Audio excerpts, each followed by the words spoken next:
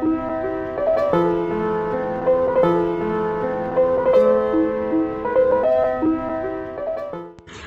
நண்பர்களே, நான் ஜெஸ்ஸி ஜோலி. இன்றைக்கி பக்கோடா தான் செய்ய போகிறோம்.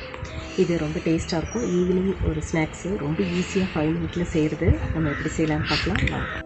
1 கப்பு கடலை மாவு எடுத்திருக்கேன், 1/2 கப்பு அரிசி மாவு எடுத்திருக்கேன், அதே மாதிரி மிளகாத்தூள், அதே மாதிரி குருமிளகுத்தூள், கொஞ்சம் காயத்தூள், பெருங்காயத்தூள், அப்புறம் நமக்கு தேவையான அளவுக்கு உப்பு போடணும்.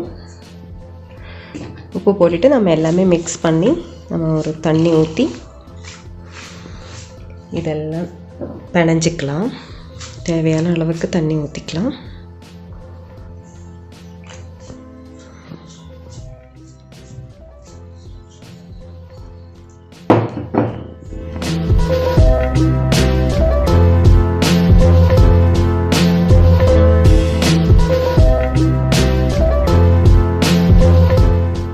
இப்போ இது நல்லா பிணைஞ்சிட்டோம். இதுக்கு மேலே நம்ம கொஞ்சம் பட்டர் ஊற்றணும்.